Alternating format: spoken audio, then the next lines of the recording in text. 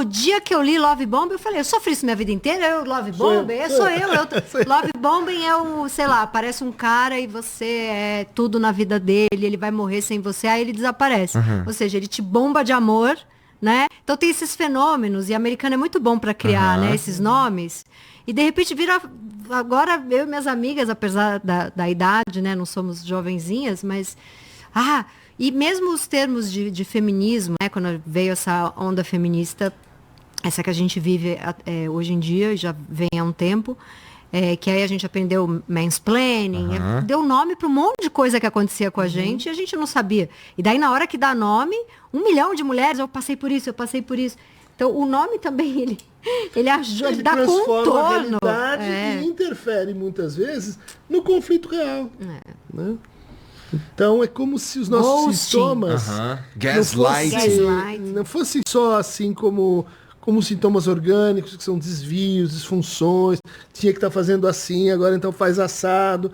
Eles são apelos, eles são mensagens, eles são maneiras da gente intervir na realidade social, humana, da qual eles são feitos. E eu acho que dá um certo alívio quando dá nome. Problema, dá um certo alívio. Mas por outro lado, rotula, né? Exatamente. Se aliena, né? Sim. Quantos pacientes a gente não recebe com, assim, o peso do nome na cabeça? Seja o nome oficial, você tem autismo, seja a tia Cacilda falou que eu sou burro. O tio Alberto me disse que eu sou desastrado. É um nome que você carrega pro resto da vida. Né? E assim, eu tomo bastante cuidado com isso em casa, né? Eu não quero que esse tipo de coisa, esse tipo de pensamento, se tiver que rolar com as minhas filhas, venha de mim, seria horrível, né? E eu tomo também bastante cuidado com como elas consomem a internet, né?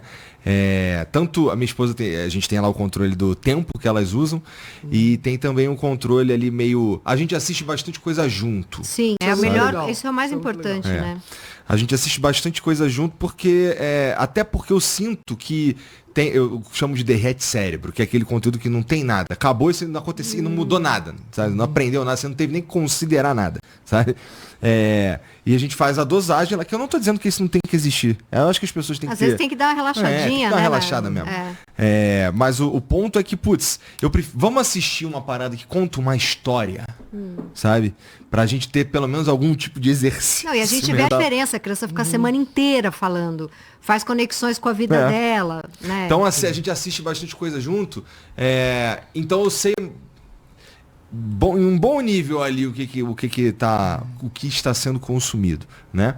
Que é uma preocupação, se não é uma preocupação central para os pais de hoje em dia, deveria ser, né? Sim. Então é uma das coisas que eu presto bastante atenção. E cara, você diria que a partir de adolescentes, pré-adolescentes, 11, 12 anos, 10 anos aí, já deviam estar fazendo algum tipo de acompanhamento psicológico? A minha tá desde os 5 anos. Eu acho que a gente já tem uma crise, né, nessa matéria, porque antes de usar os recursos que a gente poderia usar, né, que são os nossos recursos naturais para enfrentar conflitos, questões em termos de saúde mental, a gente se demite e empreita isso para algum especialista, ou para a escola, ou para uma religião, ou para o outro, né? O nosso estado hoje é demissionário, né? A gente prefere, às vezes, tomar uma indicação cronicamente a tentar entender, ludar, fazer alguma coisa que altere aquele desconforto, aquela insatisfação, aquela inadequação. Então, a ideia de que, olha, você já tentou? O que você já fez em relação a isso? O que você já falou? O que você já dividiu? O que você já combinou? Fizemos tudo que dava. Convocamos todos os santos da família. Bom, então aí vem o especialista. A ideia de que todo mundo precisa de um especialista, em primeiro lugar, não vai dar. Porque se reunir todos os especialistas que existem num país, que é a Inglaterra, esse foi um experimento mental já feito por um indiano, você não vai atender metade da demanda daquele país. Então não tem especialista para todo mundo. Mas daí você está falando que antes de procurar um psicanalista, tente resolver você? Tente resolver você, sua família. Você tá indo contra a tua profissão? Não, é que a minha profissão Eu acho que é a seguinte, todo mundo precisa de psicanalista. Depois de ter feito o que podia. Jura? Que interessante. Juro. Eu digo isso não pensando em pessoas que obviamente têm uma dificuldade, que já lutaram muito com isso e que, muitas vezes estão resistindo à toa, sofrendo à toa. Obviamente você tem que procurar. Mas estou falando com uma cultura que não está acostumada a entender que você tem recursos. Que você tem recursos, às vezes, no teatro, às vezes na escrita, às vezes na família, às vezes... Que podem ser mobilizados. E se você não faz isso com o seu filho, ele não aprende. Ele aprende a chamar alguém. Chamou o encanador. Temos um problema. Mas você tentou lá com a torneira? Ah, tá. Primeiro, não vai dar para todo mundo procurar um especialista. Segundo lugar, há práticas, vamos dizer assim, essenciais e óbvias que a gente aprendeu a ter em relação à saúde geral. Açúcar, sal, faz exercício, não engorda, faz exame mesmo. A gente aprendeu. As gerações anteriores só iam para o médico quando tinha uma doença. A gente não tem nada parecido em termos de saúde mental. Você vai lá na sua internet, mete bronca, cancela, briga com os outros, queima os seus amigos e diz, tô com um problema, pode ser depressão. Tá? Que tal alterar um pouquinho aqui a sua moda em relação com os outros? Que tal tentar aprender a se escutar? Que tal escutar o outro? Que tal assim... Puta, mas tem que ter um cara pra dar esse toque também, né, Cris? Estamos tentando aqui. Estamos tentando aqui. Por quê? Cara, ano passado teve uma fase, eu tava introspectivo pra cacete, tentando entender o que tava acontecendo, por que eu tava sentindo o que eu tava sentindo. Tentando entender, bom. Tentando entender. Assim, eu já tava tentando entender há muito tempo, só que ficou mais intensa essa busca, sabe qual é? E assim, à medida que eu ia fazendo umas buscas meio tosca, tá? Tipo assim, por que eu sou assim? Eu sinto isso quando acontece isso. A primeira vez que eu senti isso, eu acho que foi aqui. Talvez venha disso. Então a verdade é que talvez isso venha de eu ter me sentido inseguro nessa situação aqui.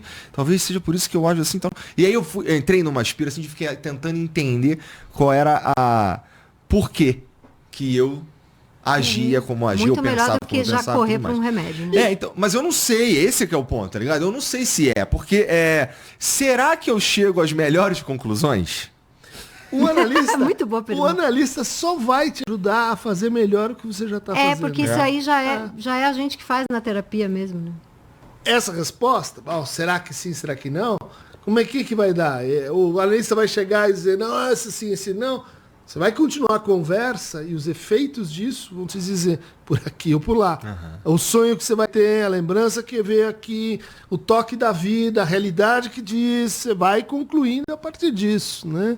E é esse processo de transformação, autotransformação, transformação coletiva ou intersubjetiva, que a gente precisa dizer, ela está aí, gente. Se a gente se demite disso... Primeiro, os diagnósticos vão aumentar. Segundo, você vai achar que você está impotente em relação a você mesmo. E não está. Terceiriza tudo, né? Terceiriza tudo. Mas para quem está ouvindo tomar remédio, não achar que é um bosta, às vezes precisa tomar remédio. Sim, não. E os transtornos existem, o TDAH existe, a depressão existe. Sim. Isso não é um jogo de faz de conta. Exatamente. Agora, nessa linha, você vai encontrar pessoas que vão ter respostas do tipo assim, mas daí eu chego em casa, tomo aquele whisky e passa. Daí eu chego e puxo aquele fumo e agora eu voltei. Eu vou lá e tomo lá, faço a minha alquimia e vou em frente. Ou seja, uso terapêutico de substância. Lícita e ilícita. Você vai falar, não é legal. Guarda essa uma coisa para sua viagem, para o seu sexo, para você criar os seus amigos naquela roda, ouvindo Emerson Lake and Palmer. Não comprei com o merchan dele. Não faça, entendeu? Eu tô de acordo. Eu acho que eu não sei se é isso que você está falando, mas tu vai apagar o incêndio com a ganja? Dali a pouco você tem um problema com a ganja e o incêndio Exato. continua lá. A pior Exato. crise de pânico que eu tive foi o dia que eu resolvi chupar uma bala de maconha pra sair de uma crise de pânico. Porra. Piorei ela. Mas você tava acostumada? Não. Era óbvio que você ia piorar. Piorei muito. Se tivesse um amigo maconheiro, ele ia falar, não faz. Pô, amigo maconheiro, eu tava numa ansiedade louca, não tô me estimulando. Cara, essa balinha aqui. Eu falei, nunca experimentei. Eu tô só acostumada com gotinha de canabidiol que meu endocrinologista me dá, a mais nerd, né? Não, essa balinha. Meu Deus do céu, pior experiência E da eu minha sou a favor vida. da descriminalização total, mas sem educação, Tem que sem saber o que tá avisar as fazendo. pessoas, vai dar ruim. Antes da gente. Não, eu também sou a favor. É que eu também acredito que tem um monte de discussão que a gente tem que ter e resolver uns probleminha também. Pra gente poder estar pronto pra. Eu não sei também, eu não sou especialista, mas suponho. Agora, já que a gente falou de droga e tudo mais, a gente tem, eu não sei se é um dado e tal, mas assim, eu conheço uma porrada de gente que tá na internet, que cria conteúdo, não sei o que curte uma maconha, por exemplo, sabe? Isso, até onde eu sei, isso daí pode ser um problema físico para pessoas 25 menos por causa da formação do cérebro. Mas, de novo, eu não sou especialista, você que é. E assim, na tua opinião, isso, mesmo sendo a favor, como é que existe um uso responsável, por exemplo, do ponto de vista da psicanálise e tudo mais? Chama-se uso recreativo. A gente acabou de brincar aqui, né? Dizendo, olha, são usos que estão dirigidos assim para aumentar a satisfação que você já tem e não para reduzir a insatisfação, né? Para começo de completamente conversa, diferente. Né? Tipo, tô mal, tô horrível e tal, vou meter uma substância para levantar. Não faça isso. Quer dizer, isso não é um caso de uso responsável. Que é o que você estava falando de terceirizar, né? Exatamente. E você tem outras circunstâncias que são assim, determinadas pessoas vão se dar muito mal com determinadas substâncias, né? Pode desencadear uma condição psicótica. Pode. Né? Agora, como é que você vai saber antes? Não sei. Então, vai devagar, vai com cuidado. Tem que descobrir que tem esse risco. E idealmente não fuma, não. Essa que é a verdade. Né? A menos que seja uma indicação Médica. Por exemplo, né? muitos... E a gente tem esse problema também, né? Muitas pessoas de terceira idade, pessoas com dores crônicas, cefaleses. Não, já considerou a ideia do THC ou do CBT? Não. Mas é tabu também, né? Ainda, Sim. com certeza. E melhora. Eu fiz uso de gotinhas com o médico acompanhando para dor crônica. Agora, isso vocês estão falando de ter informação sobre substância. Isso não serve só para droga, isso serve para remédio. O que mais acontece é médico que não te explica para que está te dando um remédio e o que ele pode causar. Eu já tive, por exemplo, DIU. Coloquei DIU para não engravidar. Eu falei, isso pode causar alguma coisa em mim? Não. E eu sou muito sensível para hormônio. Eu fiquei péssima com DIU. E eu falava para a ginecologista, ela imagina a quantidade de hormônio que tem nesse DIU, isso é coisa da sua cabeça, você está pirando, tal. Eu entrava em fórum de internet, 1000 mulheres falando, eu tô com depressão, eu tenho uma TPM que eu posso matar alguém, né? Então, vocês falaram de dor crônica, me deram uma vez um antidepressivo para dor crônica. Eu tive uma virada maníaca, já que a gente estava na mania medicamentosa, que foi horrível, foi das piores. O que é isso? Eu queria ter a camiseta, virada maníaca medicamentosa, parece um evento na Paulista que as pessoas Você sai comprando, fumando, dando por aí. Eu virei... Não dorme mais. Eu falava alto, eu falava sem parar, eu mandava áudio para todas as pessoas que trabalhavam comigo com 114 ideias por dia. Eu faço projeto até hoje da virada maníaca que eu tive há 8 anos atrás. Eu criei 800 projetos. Não conseguia dormir. Pode escrever 1000 páginas uma semana. Uma situação dessas. Parece gostoso, mas não, parece horrível. A hora que termina. Eu caí numa depressão. É muito alto. Que isso, cara? Eu liguei pro meu médico e falei, esse remédio tá me dando um negócio estranho, não sei o quê. Ele falou, para agora.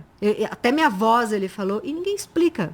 Né? Às vezes tá lá na bula, numa letrinha, mas o médico tem que explicar, né? Quando vai Cara, dar. que doideira. Eu tomei. Eu também tive um episódio que eu dei uma tiltada de 2020 para 21 ou 19 para 20, alguma coisa assim. Fico feliz de não lembrar, tá? Olha lá, isso é um mau sinal. A história é feita pra gente poder Não, mas assim, eu fico feliz de não lembrar exatamente qual foi a época, justamente porque eu acho que tá resolvido, sabe qual é? Porque, eu passei por isso, dei um tilt e tal, e eu fui no médico, fui no psiquiatra, fiz uma porrada de coisa, foi importante, tomei uns remédios, e tem a ver com o remédio que você tá falando, porque eu lembro de tomar a sertralina, e a sertralina mexeu com a libido. Sim. E eu não sabia. Tem que avisar. No que mexeu com a libido, eu pirei mais. Tô com algum problema sério tá aqui. Vendo? E aí, mesmo. E aí é que a pessoa às vezes começa a tomar um remédio por causa do efeito de um, aí outro por causa do efeito de um, e aí quando vai ver tá tomando 10, porque o médico não explicou. Né? Felizmente. Mas tem o outro lado, que é pessoas que desenvolvem sintomas colaterais porque você falou. Entendi. Então, complicado. Esse negócio não é tão simples assim, né? Pois é, a mente é sinistra, né? Você acabou de falar aí dos caras que ficam doentes sem estar doente, do cara que desenvolve o sintoma porque alguém falou. É o que é o medo? Acho que uma expressão que a gente não pode deixar passar aqui, e que é hoje o estado da situação, é uma médica diz, isso é da sua cabeça. Significa não existe. Ou seja, mas... A sua cabeça mesmo que seja não da existe. minha cabeça, tá existindo, né? Mas é essa dimensão que a gente precisa apresentar para as pessoas, a dimensão da existência psicológica. Claro. Senão você vai continuar tendo nos pronto atendimentos e posto-saúde, a pessoa tendo uma crise conversiva, ela chega lá, fazem os testes e diz, não... Faz teste neurológico, isso aí vai ser... E diminui a pessoa, diz, você sofre uma histeria. Você tá louco. Como se a histeria fosse um xingamento moral. Completo desconhecimento, história de psicopatologia. Mas é onde estamos. Nós, os entendidos, sim, em cabeças, né? Tem gente que fala, isso é só uma crise de pânico. Se a pessoa soubesse o que é uma crise de pânico, isso não é só uma crise. Do ponto de vista de funcionamento cerebral, é a pior montagem que alguma pessoa pode passar. Eu fico 3 dias de ressaca. É a sensação que você vai morrer agora. Só que esse agora não passa. Você continua nesse agora, você vai morrer. E você vai Mas aí você faz exame de sangue e não dá nada, né? Quer dizer, dá um hormônio do estresse ali bem alto. Mas é isso, tem gente que fala, mas não é, do ponto de vista de ter uma doença tipo um câncer, você não tem, só que você tá ali fritando. De vez em quando eu sinto vontade, de vez em quando não sinto mais, tá? Várias dessas paradas que eu tô falando pra você, é que sim, eu troco ideia com meus amigos e eles falam assim, cara, tem que ir num especialista, tô até com os contatos aqui pra marcar e tal. Mas assim, várias coisas que acontecem comigo, eu desenvolvi hábito de tentar ver, entender da onde que vem aquela parada ali, sabe? De um certo autodiagnóstico. Certo e muito bom. Mas aí tem o momento em que você fiz o que pude. Já quebrei a cabeça. Já olhei para o que eu podia. Estou precisando de ajuda. Esse ponto é muito difícil, porque ele é de pessoa para pessoa, diferente. Né? Mas ele tem as mesmas palavras, né? Que é não aguento mais, vou transbordar, não consigo mais me aguentar na vida. Isso não quer dizer que você tem uma coisa muito grave. Às vezes você não tem uma coisa muito grave, mas você está derrubado. Né? Você não consegue continuar andando. E esse ponto, ele é muito importante de você aceitar, respeitar, levar ele em conta. Porque ele não vai ser um marcador de que a sua açúcar subiu ou que a sua enzima não sei. Você vai ter que dizer. E muitas pessoas dizem, enquanto estou funcionando, estou levantando, está valendo. E às vezes estão moídas por dentro, estão se fritando muito além do que precisariam. Pedir ajuda é um grande sinal de saúde psíquica. Né? Quem consegue pedir, quando você vai a um terapeuta, um analista ou um médico, você está pedindo ajuda. Né? O problema para quem pensa em saúde mental em termos epidemiológicos e tal, é aquele cara lá no fundo da classe, quietinho, que nunca fala com ninguém e que se perguntar para ele vai dizer, eu sou normal. Esse aí um dia pula da ponte e você diz, poxa, mas ninguém viu. Pedir ajuda é muito importante.